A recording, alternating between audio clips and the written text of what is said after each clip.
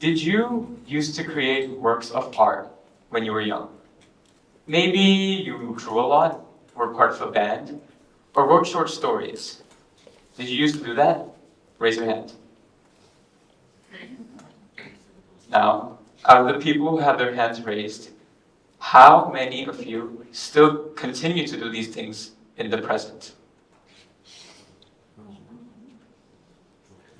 One thing I've noticed in a lot of my peers' lives, including mine and many adults, is that everyone used to do something artistic, something creative that brought them joy. But then you get schoolwork, exams, and then a job, maybe even a family. And all of that creativity and joy feels like it's pushed under the rug for more practical emotions like stress and anxiety. I know it because I used to experience this joy and creativity. When I was younger, drawing was all that I could think about. The reason I drew so much was because years ago, I used to find a sense of childish wonder and excitement in creating something that I had never seen before and calling it my own. I also liked having sort of a physical record of my thoughts. In the same way, people take photos to capture memories and look back on them later. I drew to keep track of the never-ending ideas that zipped around my head. I used to draw on the little corners of my notebook pages, and my room would be so disorganized because there would be tubes of paint and brushes lying everywhere that I never cleaned up. That being said, my room is still very disorganized, but that would be a very different talk. What changed? Well, for starters, work at school got harder and more time-consuming. My grades finally started to matter for university. I got a phone. I just didn't have enough time. And in that, I lost something. I lost the all-consuming itch to create. I used to make these little universes in my head, trying desperately to put words, and more often than not, shapes on paper.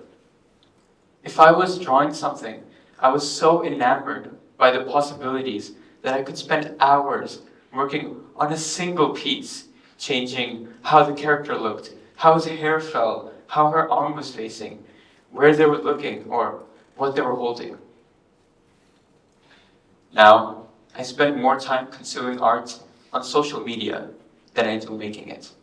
And that is the truth I know many artists in this room are facing currently.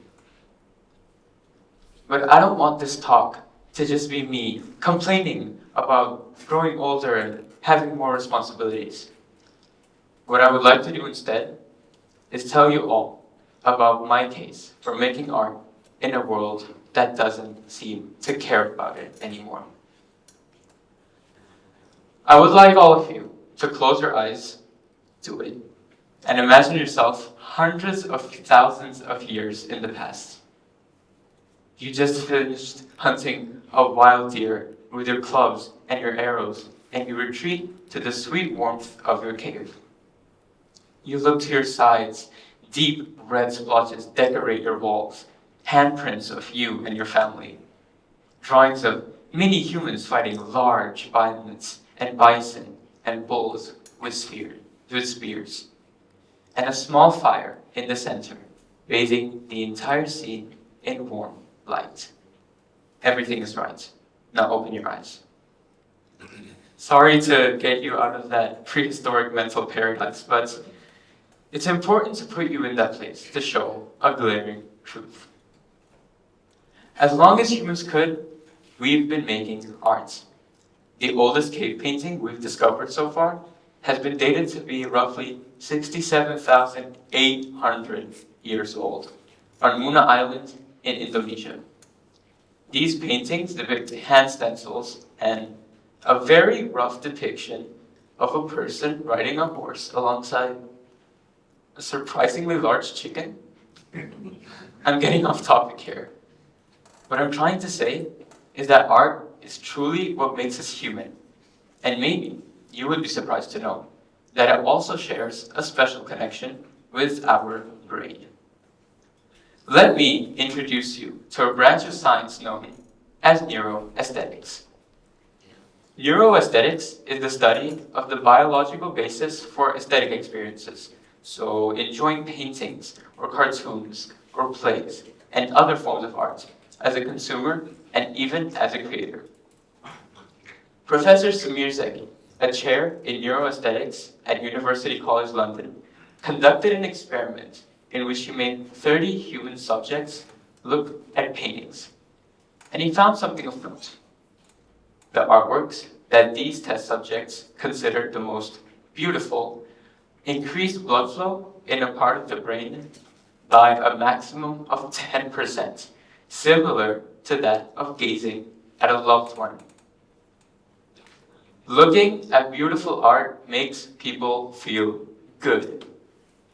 Professor Zeki notes that looking at paintings that these test subjects liked increased activity in the brain relating to feelings of pleasure, the same part of the brain that activates when gazing at someone you love. Now, what I'm trying to get at here is that art has an intrinsic connection to the brain, to being human, which is exactly what the study of neuroaesthetics is.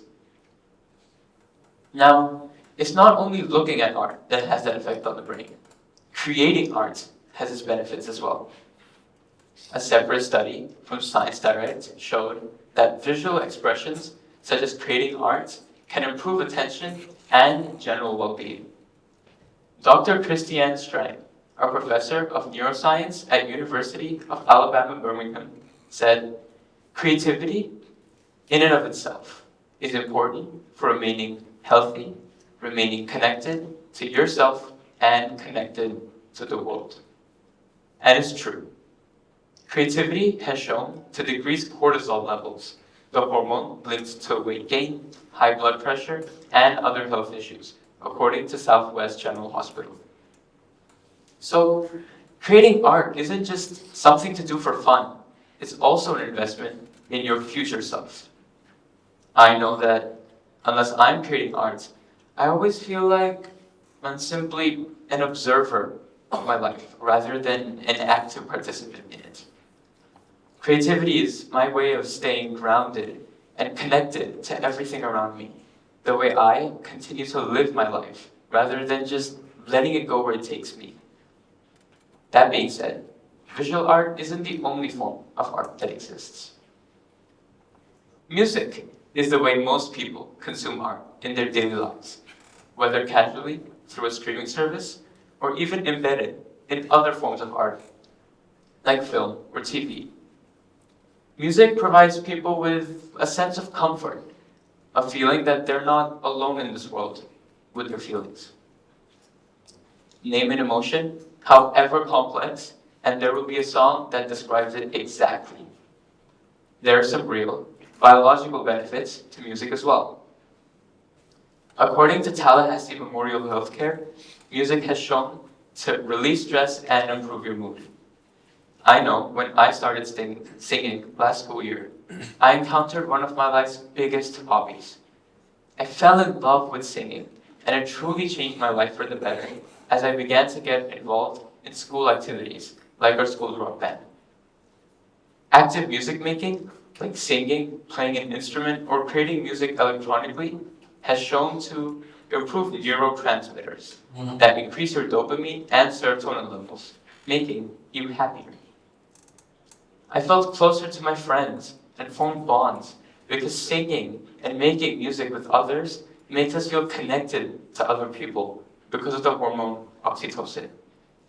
As time has gone on, I've continued to participate in whatever singing opportunities I could get my hands on, like joining the musical or singing for choir. It's another way that I make my life my own, rather than just picking up what it throws at me. And it's a great way to meet new people and make new friends. So, if the only times you use some are when you're in the shower, consider branching out a bit. There are so many forms of art that exist, from visual art to writing to theater to dance, and so many more, that trying to talk about all of them in one talk would be unrealistic, to say the least. Art is so extremely customizable that there's undoubtedly something out there for you, no matter who you are or how much time you have. At the beginning of this talk, I asked if you used to create art when you were young, and a bunch of hands shot up. When asked whether you still have continued to the present, an alarming number of hands went down. So when you go home tonight, I have a simple request. Take a risk. Create something. Write a short story or two. Start planning the novel that your inner child always wanted to write. Invite your friends and jam a little as a group or paint. Just create something. Not only can it change your brain, it could also, just maybe, change your life. Who knows? Maybe archaeologists thousands of years in the future find your drawing of a surprisingly large chicken. Thank you.